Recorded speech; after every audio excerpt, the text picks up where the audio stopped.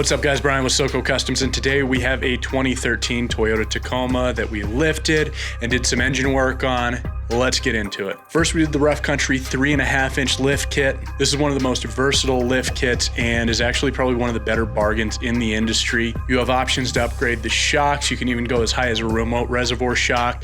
You can swap out the leaf springs. The sky's kind of the limit, and it punches way above its weight and competes against kits that are probably about $1,000 more than it is. The other nice thing about going up 3.5 inches is most of the kits in this segment are going to be about a 2.75 or maybe a 3. So a lot of times you're stuck doing the body mount chop in order to run the 285/70/17s. They're so popular on these type of builds. This one usually gets you up above that area where you do need to do that body mount chop, and it will accommodate the larger tires usually with just some plastic trimming. We upgraded this kit with the M1 Monotube shocks. The Monotube shocks are going to compete more like a Fox. They're going to give you a lot more of that dialed in performance, but not go all the way up to the remote reservoir performance. We also did the 17x9 Method 301s. These are a -12 offset, so a little bit of poke in there. Method wheels go super well on Toyota Tacoma builds. The tires are the 285/70/17. They are the Mickey Thompson Baja Boss ATs. That is another favorite tire of mine. They are great in snow. I ran them on my Ram 2500 and absolutely loved them. 55,000 mile warranty on those as well, guys.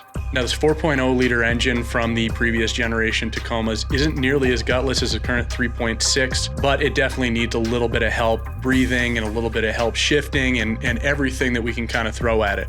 We did the AFE Pro 5R Momentum GT intake, and we added the dynamic air scoop to that to make sure that it's always breathing cold air.